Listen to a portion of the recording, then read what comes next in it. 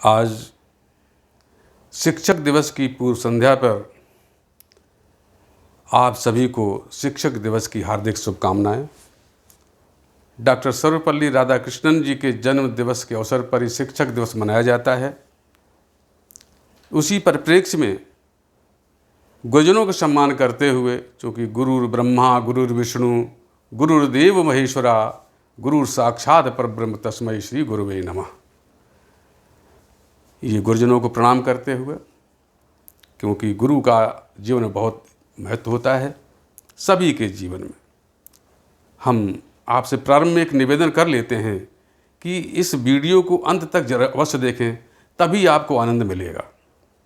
हम आपको बताना चाहते हैं एक शिष्य और एक गुरु के बारे में।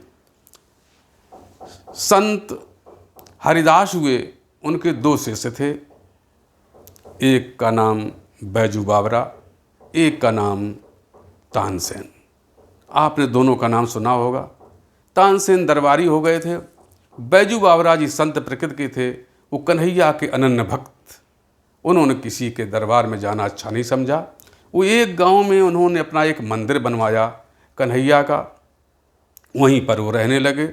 संध्या के समय रोज़ भजन होते थे, कन्हैया के भजन गाया करते थे बैजू बावरा। उच्च कोट के संत और गांव के सभी जन वहाँ इकट्ठे होते थे, उनको भजन सुनाते थे। प्रसाद वितरण होता था। प्रसाद वितरण के बाद सब लोग अपने अपने घर चले जाते थे आनंदित होकर के। एक दिन की घटना है, एक बच्चा भी भजन सुनने आ गया और भजन जब समाप्त हुए, शाम को प्रसाद वितरण हुआ, सभी लोग अपने अपने घर को जाते हैं, लेकिन वो बच्चा वहीं रुक जाता है। 4-5 साल का बच्चा। जब वो अकेला रह गया तो बैजू बावरा जी ने कहा कि बेटे तुम भी अपने घर जाओ, मम्मी पापा से मिलो जा कर के। तो उसने कहा कि बाबा हमारे कोई माँ बाप जाने कहाँ हैं, मुझे पता ही नहीं, मुझे अपना घर भी पता नहीं, कहाँ से आए हो हमें ये भी पता नहीं। तो उन्होंने कहा कि बच्चा भटक गया कहीं से है, क्या हुआ इसके साथ, बड़ी घटना जान पड़ रही है। तो बैजू बावरा ने कहा कि ऐसा बेटा, आज से तुम्हारा यही मंदिर घर है और मैं तुम्हारा पिता हूँ, माता हूँ, सब कुछ हूँ, मैं तुम्हारा गुरु भी हूँ, आज से बन जाऊँगा मैं। तो संत ने उनको उसी मंदिर में रोक लिया। भोजन व्यवस्था, लालन पालन सब वही करने लगे, साथ में उसको संगीत भी सिखाने लगे। गुरु के पास जो होता है वही देता है। तो बच्चा बड़ा हुआ, धीरे धीरे वो भी भजन गाने लगा। धीरे धीरे ऐसा प्रसिद्ध हुआ जैसे बैजू बावरा स्वयं प्रसिद्ध थे, उसी तरह से उनका चेला गोपाल, नाम उसका रखा था, गोपाल भी प्रसिद्ध हुआ। और सब लोग ये कहने लगे गांव वाले कि महाराज जी आप बैठो, गोपाल को सुनाउन दो। तो गोपाल गाने लगे। गोपाल गायकी करने लगा बढ़िया सी। एक दिन गोपाल गायकी कर रहा है, इसी बीच में जोधपुर महाराज के सामंत उधर से गुजरते हैं। वो गायकी सुनते हैं, मंत्र मुग्ध हो जाते हैं। उनके मन में आता है कि हमारे महाराज जोधपुर जो हैं वो संगीत के बड़े प्रेमी हैं, ऐसा बच्चा अगर उनके महल में पहुंच जाएगा तो इसका भी नाम हो जाएगा, महाराज जी को भी आनंदानुभूत होगी। तो उन्होंने बैजू बावरा से कहा कि महाराज इस बच्चे को हमें दे दो, मैं जोधपुर ले जाना चाहता हूँ महाराज के दरबार में। तो उन्होंने मना कर दिया कि नहीं नहीं, हम इस बच्चे को कहीं नहीं भेजेंगे, यहीं रहेगा बच्चा। उन्होंने गोपाल से भी अनुनय विनय की, लेकिन गोपाल ने कहा नहीं, बाबा नहीं कह रहे हैं तो हम नहीं जाएंगे कहीं भी, बाबा की अनुमति के बिना मैं कहीं नहीं जा सकता। खैर वो लोग वहाँ से चले गए। जोधपुर महाराज के पास पहुँचते उन्होंने पूरी घटना उनको बताते हैं। जोधपुर महाराज ने कहा अनुनय विनय कर लो, ना हो तो किसी प्रकार से उस बच्चों को यहाँ दरबार में ले आओ। तो वो ऐसे ही पहुँचते हैं एक दिन और चुपचाप उस बच्चे को जोधपुर ले जाते हैं, महाराज जी के सामने पेश करते हैं। उसका भजन होता है, महाराज मंत्र मुग्ध हो जाते हैं और उसको बहुत अच्छे रहने की उत्तम व्यवस्था कर देते हैं। सारी व्यवस्था, घूमने फिरने की, गाड़ी घोड़ा सब इत्यादि उसको उसमें मिल गया और वो आनंद से अच्छा जीवन व्यतीत करने लगा। और वो बैजू बावरा अपने गुरु जी को भूल भी गया। एक दिन की घटना, बसंत उत्सव मनाया जा रहा है, बहुत सुंदर गायकी चल रही है। जोधपुर महाराज बैठे हुए आनंद ले रहे हैं, पूरा समाज बैठा हुआ है। तो जोधपुर महाराज ने उस बच्चे से पूछा कि गोपाल ये बताओ तुमने किस गुरु से शिक्षा ग्रहण की, कहाँ से सीखा? उसने कहा महाराज हमारे कोई गुरु नहीं, हम तो जन्मजात संगीतज्ञ हैं। तो ये तो बहुत बड़ी बात है, अपने आप जो सीख गया बिना गुरु के, ये तो बहुत बड़ी बात है। तो खैर इस तरह से चलता रहा। अब इधर बैजू बावरा बड़े दुखी हैं कि गोपाल नहीं मिल रहा उनको। एक दिन उनके मन में आया, ढूंढ रहे हैं गोपाल गोपाल करके परेशान हैं।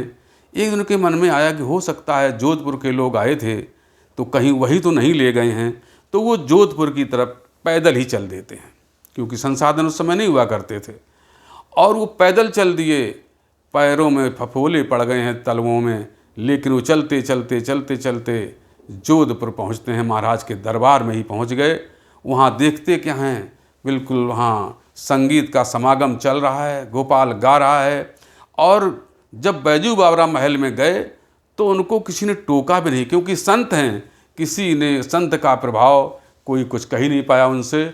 और बैजू बावरा उसी महफिल में पहुंच जाते हैं और जा कर के गोपाल से लिपट जाते हैं कि गोपाल गोपाल। जैसे ही गोपाल को लिपटे तो संगीत की जो ध्वनि चल रही थी उसमें व्यवधान आया। जोधपुर महाराज मंत्रमुग्ध होकर सुन रहे थे, एकदम से जागे। उन्होंने कहा है क्या हो गया? तुमने देखा कि एक बाबा हमारे गोपाल को चिपटा हुआ है, व्यवधान डाल दिया उसने। तो उन्हें डपटा कि ये बाबा ये क्या कर रहे हो, इससे तुम्हारा क्या संबंध है, तुमने ये क्यों व्यवधान डाल दिया, कहाँ से आए हो, कौन हैं आप? तमाम तरह के प्रश्न उनसे वो कर दिए। तो बैजू बावरा ने कहा कि मेरा शिष्य है, मैं बैजू बावरा हूँ, इसका गुरु हूँ मैं, इसको मैं लेने आ जाऊँ। उन्होंने कहा नहीं आप इधर बैठिए।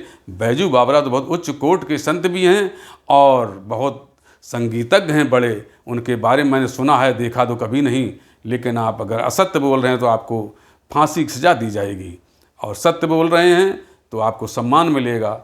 तो उन्होंने कहा कि ठीक है। उन्होंने कहा कैसे क्या होगा? तो उन्होंने कहा महाराज ऐसा है, आप बैठिए, हम अपने सारे संगीतज्ञ बैठे हुए हैं, इनसे अगर बेहतर आप गा देंगे तो मैं जानूंगा कि आप वाकई में बैजू बावरा हैं। महफिल लगी ही थी।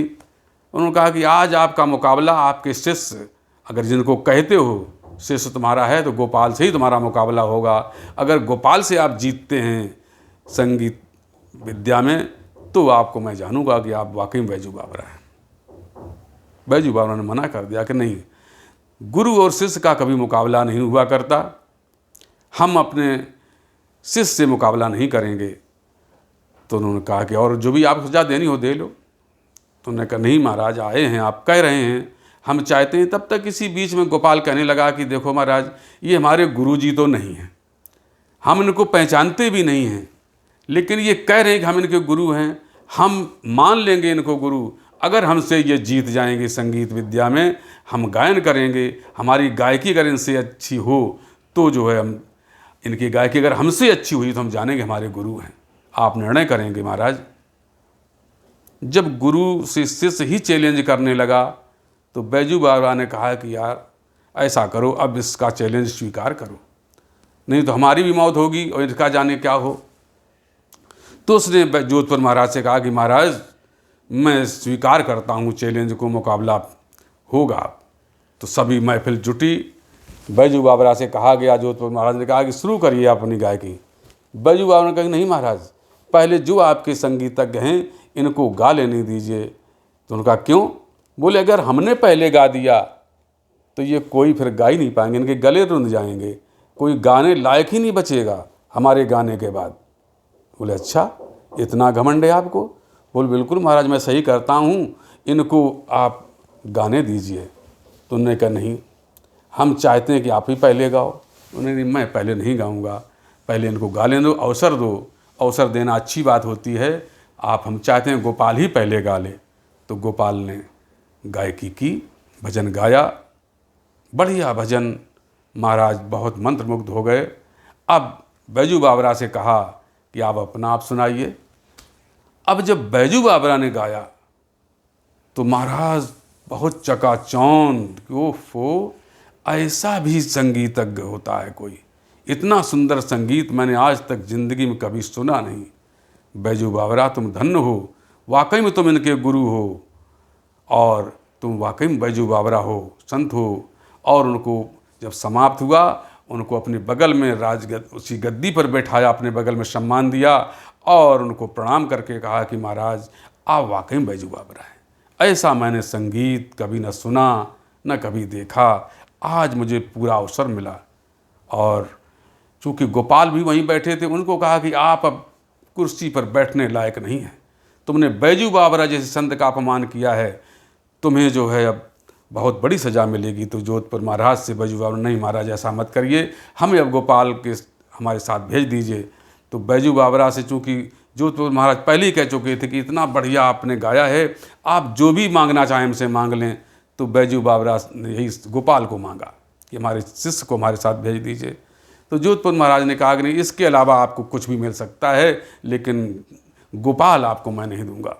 क्यों नहीं देंगे महाराज? इसलिए नहीं देंगे कि इसने एक बैजू बाबरा जैसे संत और संगीतज्ञ का, अपने गुरु का अपमान किया है, इसलिए मैं इसको तो मृत्युदंड दूंगा सार्वजनिक रूप से, इसलिए मैं इसको सजा दूंगा। और उसको उन्होंने कहा कि सार्वजनिक रूप से एक सभा मीटिंग बुलाई गई, उसमें जो है उसको बुलाया गया, गोपाल को बांध के डाला गया और वहाँ पर एक पागल हाथी को छोड़ा जाता है। पागल हाथी आता है तो बैजू बाबरा ने कहा कि महाराज जिस समय पागल हाथी छोड़ा जाए, मुझे गीत गाने का अवसर प्रदान कर दिया जाए। तो गीत गाया जाता है। जैसे ही गीत बैजू बाबरा शुरू करते हैं, पागल हाथी आता है, लेकिन वो पहले तो दौड़ता है गोपाल की तरफ, लेकिन फिर वो मुड़ जाता है बैजू बाबरा की तरफ और वो धीरे धीरे आकर के वहाँ पर बैठता है, उनका भजन सुनता है और पागल हाथी मस्त होकर के सो जाता है और सोने के बाद जागृत होकर के अपना चला जाता है। और बैजू बाबरा तथा गोपाल को कोई नुकसान नहीं पहुँचाता। बैजू बाबरा उसकी गोपाल की जान बचा लेते हैं और जान बचाने के बाद फिर महाराज कहते हैं क्या चाहिए? उन्होंने कहा हमें गोपाल चाहिए। गोपाल को बंधन मुक्त किया जाता है। गोपाल बंधन मुक्त होकर के सीधे अपने गुरु जी के चरणों में गिरता है। पूरा महाराज आपने मेरे प्राणों की रक्षा की, आप वाकई मेरे गुरु हैं। इस तरह से गुरु ने शिष्य की जान बचाई। और इसलिए कहा जाता है कर्ता करे न कर सके गुरु करे सो हो। गुरु का स्थान बहुत बड़ा होता है, शिष्य का भी। इसलिए हम सभी शिष्यों से कहते हैं कि अपने गुरुजनों का जितना सम्मान हो सके सम्मान करो। कल शिक्षक दिवस है, अपने गुरुजनों के सम्मान करने का दिन है, उनका सम्मान करिए, अपमान कतई नहीं करिए, क्योंकि गोपाल जैसी स्थिति आ सकती है। और अगर सम्मान करोगे तो जीवन में सदैव फलो फूलोगे। धन्यवाद। जय हिंद, जय शिक्षक।